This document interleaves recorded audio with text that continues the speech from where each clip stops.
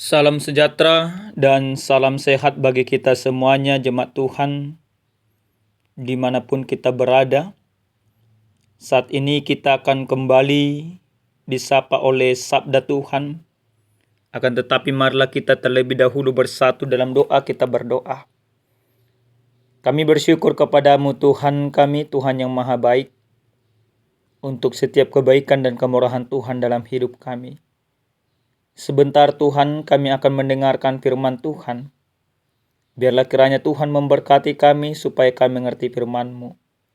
Dalam nama Yesus kami berdoa. Amin. Jemaat Tuhan, adapun kebenaran firman Tuhan yang menyapa kita tertulis dalam kitab Kisah Para Rasul pasal 11 ayat 1 sampai dengan ayat yang ke-18. Demikian firman Tuhan. Rasul-rasul dan saudara-saudara di Judea mendengar bahwa bangsa-bangsa lain juga menerima firman Allah. Ketika Petrus tiba di Yerusalem, orang-orang dari golongan yang bersunat berselisih pendapat dengan dia. Kata mereka, "Engkau telah masuk ke rumah orang-orang yang tidak bersunat dan makan bersama-sama dengan mereka." Tetapi Petrus menjelaskan segala sesuatu berturut-turut, katanya, "Aku sedang berdoa di kota Yope. Tiba-tiba rohku diliputi kuasa ilahi dan aku melihat suatu penglihatan. Suatu benda berbentuk kain lebar yang bergantung pada keempat sudutnya diturunkan dari langit sampai di depanku. Aku menatapnya dan di dalamnya aku lihat segala jenis binatang berkaki empat dan binatang liar dan binatang menjalar dan burung-burung. Lalu aku mendengar suara berkata kepadaku, 'Bangunlah hai Petrus, sembelilah dan makanlah.' Tetapi aku berkata, 'Tidak Tuhan, tidak. Sebab belum pernah sesuatu yang haram dan yang tidak tahir masuk ke dalam mulutku.' Akan tetapi untuk kedua kalinya suara dari sorga berkata kepadaku, 'Apa yang dikatakan halal oleh Allah, tidak boleh engkau nyatakan haram.' Hal itu terjadi sampai 3 kali. Lalu semuanya ditarik kembali ke langit. Dan seketika itu juga 3 orang berdiri di depan rumah di mana kami menumpang. Mereka diutus kepadaku dari Kaisarea. Lalu kata Roh kepadaku, 'Pergi bersama mereka dengan tidak bimbang.' Dan ke-6 saudara ini menyertai aku. Kami masuk ke dalam rumah orang itu. Dan ia menceritakan kepada kami bagaimana ia melihat seorang malaikat berdiri di dalam rumahnya dan berkata kepadanya, 'Suruhlah orang ke Yope untuk menjemput Simon yang disebut Petrus. Ia akan menyampaikan suatu berita kepada kamu yang akan mendatangkan keselamatan bagimu dan bagi seluruh isi rumahmu.' Dan ketika aku mulai berbicara, turunlah Roh Kudus ke atas mereka, sama seperti dahulu ke atas kita. Maka teringatlah aku akan perkataan Tuhan. Yohanes membaptis dengan air, tetapi kamu akan dibaptis dengan Roh Kudus. Jadi jika Allah memberikan karunia-Nya kepada mereka sama seperti kepada kita pada waktu kita mulai percaya kepada Yesus Kristus, bagaimanakah mungkin aku mencegah dia?" Ketika mereka mendengar itu, mereka menjadi tenang, lalu memuliakan Allah, katanya, "Jadi kepada bangsa-bangsa lain juga Allah mengaruniakan pertobatan yang memimpin kepada hidup." Demikian kebenaran firman Tuhan. Bapak Ibu yang terkasih di dalam Tuhan kita Yesus Kristus, hal yang sangat sulit salah satunya diubah di dalam kehidupan, yaitu mengubah sebuah kebiasaan. Kebiasaan sering sekali seakan-akan menjadi sebuah kebenaran yang mutlak yang tidak dapat diubah. Makanya kita sering melihat di tengah-tengah gereja, di tengah-tengah kehidupan kita, ketika ada hal-hal yang baru yang mau disampaikan, maka akan ada pro dan kontra di sana. Kalau ada ibaratnya kebiasaan yang sudah lama terjadi, ingin mengubahnya itu, maka akan ada kontra di sana. Makanya Bapak Ibu, di dalam keberimanan juga Hal itu sering sekali terjadi di dalam kehidupan kita.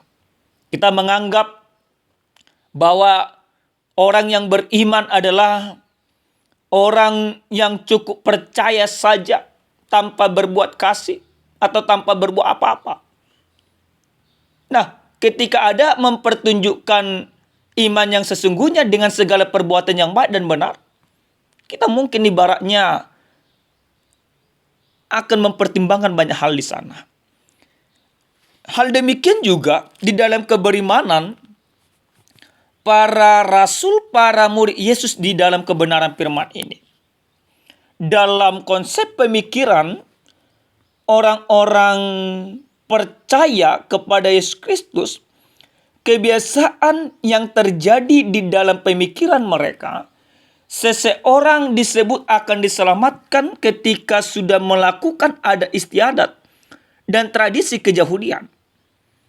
Aku diselamatkan istilahnya, maka aku akan disunat dulu. Masuk dulu aku menjadi agama atau menganut tradisi Yahudi, maka aku diselamatkan. Dijahudikan dulu mereka. Nah, pemikiran ini bahkan terjadi di tengah-tengah kalangan para murid. Bapak Ibu, kalau kita membaca dari pasal yang ke-10, di sana jelas diceritakan bagaimana Petrus pergi ke rumah Kornelius. Petrus yang notabene-nya memegang tradisi keyahudian yang sangat kuat.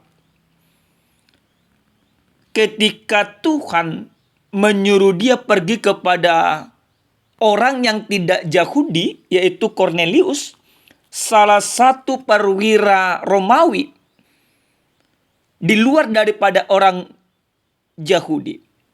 Maka yang pertama sekali Petrus menolak. Petrus bimbang. Petrus tidak mau. Bagi mereka, keselamatan itu hanya diberikan kepada orang Yahudi. Setelah banyak pertimbangan, setelah suruhan Tuhan berkali-kali meyakinkan Petrus, maka Petrus tetap berdebat. Sampai dia mengatakan bahwa aku tidak biasa makan makanan yang haram. Tapi apa yang Tuhan katakan? Apa yang dikatakan Tuhan halal bagimu, maka itu halal. Akhirnya Petrus pergi. Nah, ternyata Kornelius dengan segala keluarganya, khususnya Kornelius, sudah mendapat penglihatan malaikat Tuhan sudah bertemu dengan dia. Artinya Kornelius sudah ada pertobatan di dalam hatinya. Dia sudah meninggalkan segala keberimanan dia yang dahulu. Dia menjadi orang yang percaya kepada Yesus Kristus. Dia menjadi orang yang beriman. Kedatangan Petrus ke rumah Kornelius bukan lagi hanya mentobatkan Kornelius, tapi membaptis dia dengan Roh Kudus, mensahkan, memateraikan pertobatan dia. Nah, Petrus pergi ke sana. Nah, kepergian Petrus justru menjadi sebuah persoalan di tengah-tengah para rasul. Petrus dipanggil. Petrus disidang. Petrus ditanyai. Bahkan Petrus dianggap menjadi orang yang bersalah. Petrus menjelaskan apa yang terjadi. Dengan kuasa Roh Kudus, dengan kuasa Tuhan, Petrus akhirnya menyampaikan segala pengalaman yang dia alami. Kenapa dia sampai pergi ke rumah Kornelius? Itu bukan keinginannya, tapi itu suruhan Tuhan. Penjelasan daripada Petrus kepada para rasul-rasul yang lain.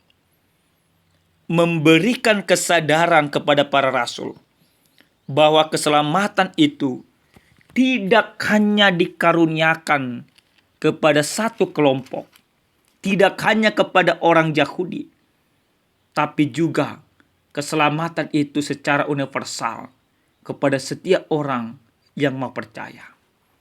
Nah, Bapak Ibu yang terkasih di dalam Tuhan kita Yesus Kristus, sesuai dengan tema yang sampai kepada kita dikatakan Allah mengaruniakan pertobatan. Apa yang harus kita pahami dari kebenaran firman ini? Yang pertama, Bapak Ibu, dari firman ini kita mau belajar melihat bagaimana pertobatan daripada seorang Kornelius. Dia orang yang benar-benar percaya kepada agamanya pada saat itu. Tapi ketika dia mau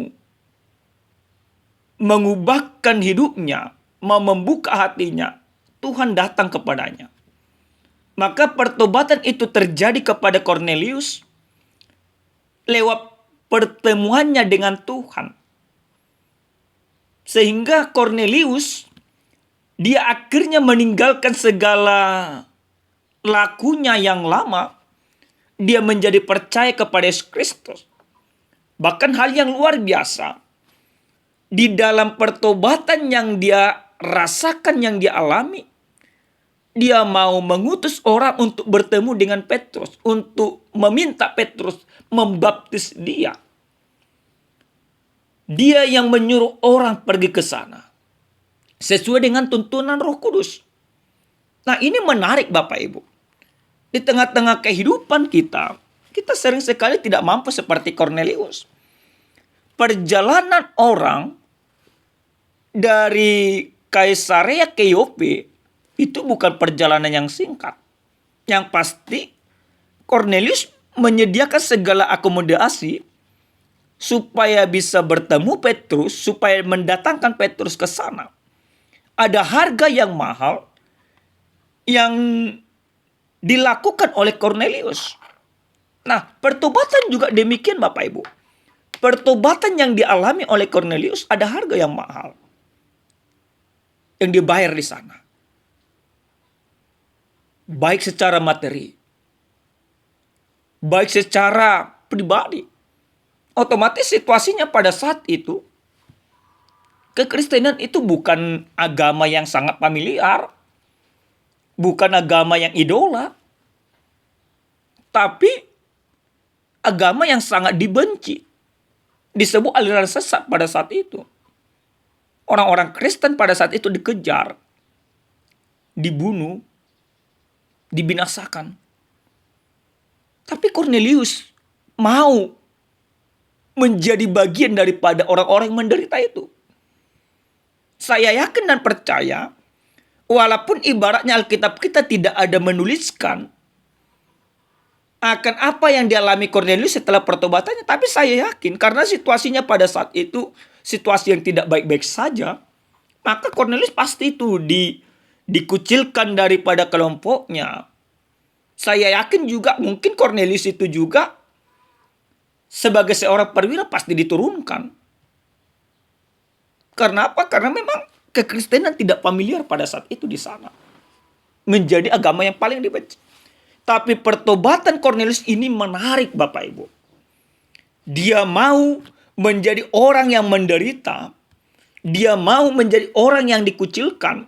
Dia mau membayar mahal untuk hal itu. Nah, di dalam kehidupan kita juga demikian Bapak Ibu.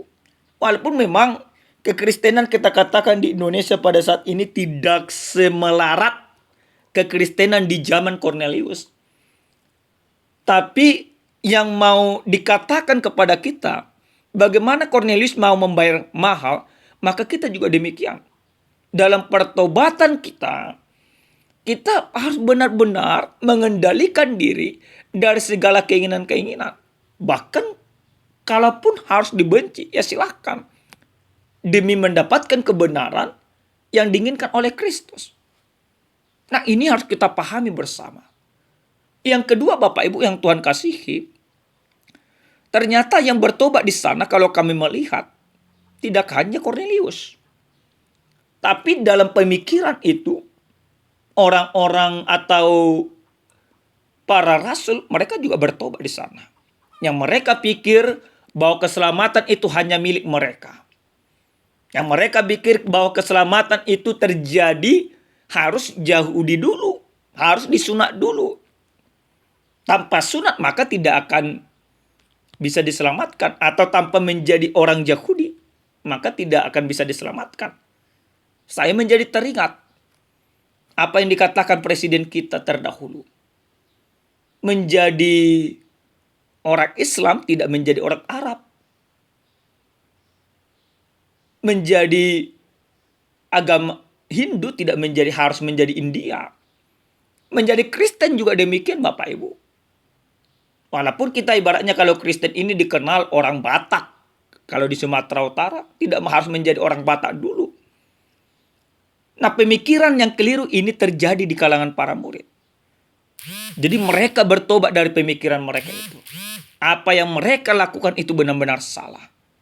Nah, Bapak Ibu yang Tuhan kasihi, kita mau diajak sebagai orang-orang yang mau bertobat, karena Allah mengaruniakan pertobatan itu kepada kita.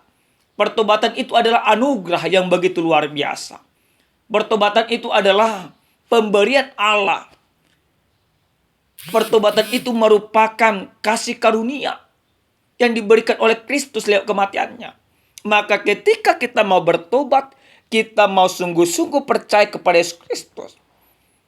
Kita sungguh-sungguh mau sejalan dengan Yesus Kristus. Kita tinggalkan segala kebiasaan kita. Kornelius, dia rela menjadi orang yang dibenci di negaranya. Dia menjadi orang yang rela dijauhin, dikucilkan oleh orang-orang sekitarnya, keluarganya tentunya, kawannya tentunya. Tapi dia memahami bahwa percaya kepada Yesus Kristus merupakan anugerah yang luar biasa. Melebihi harta, tahta, dan jabatan.